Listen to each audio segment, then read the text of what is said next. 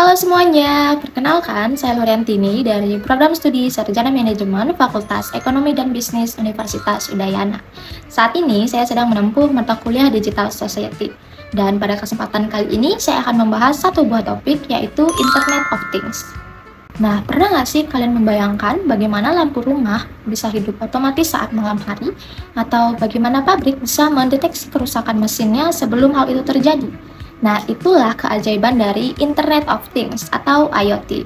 Menurut Kevin Aston tahun 1999, IoT adalah konsep di mana objek fisik dapat terhubung melalui internet untuk mengumpulkan dan bertukar data tanpa perlu intervensi manusia.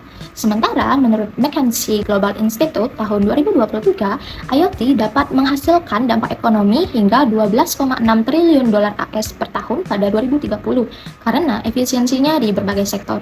Dalam kehidupan sehari-hari, kita sudah dikelilingi oleh IoT loh, misalnya di rumah. Ada smart home yang menggunakan lampu otomatis, AC pintar, dan juga kamera Wi-Fi. Lalu di kota ada smart city yang menggunakan sensor lalu lintas untuk mengurangi kemacetan. Lalu di pertanian ada sensor tanah yang mana membantu petani untuk menyiram tanaman hanya saat diperlukan. Dan di kesehatan ada wearable devices seperti smartwatch yang digunakan untuk memantau detak jantung dan kadar oksigen di tubuh secara real-time. IoT bekerja melalui 4 lapisan utama. Yang pertama, perception layer, yaitu sensor mengumpulkan data dari lingkungan.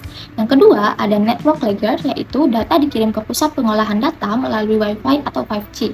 Yang ketiga, middleware layer, di mana data diolah dan dianalisis di cloud.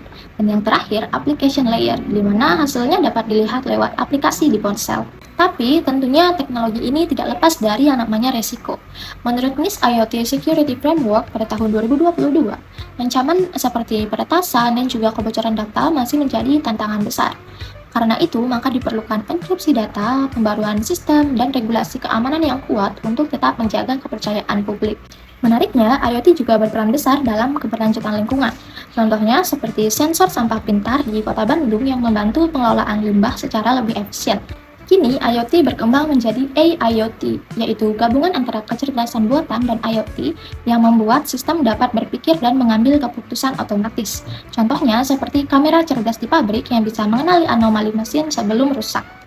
IoT telah mengubah cara kita hidup, bekerja, dan berinteraksi. Dengan memanfaatkannya secara bijak dan aman, maka kita dapat menciptakan dunia yang lebih efisien, cerdas, dan juga berkelanjutan. Jadi, mari gunakan teknologi untuk mempermudah hidup, bukan menggantikan nilai kemanusiaan kita. IoT bukan hanya sekedar teknologi, tapi bagian dari masa depan yang sedang kita bangun bersama. Baik, sekian pembahasan kali ini. Sampai jumpa di pembahasan selanjutnya. Terima kasih.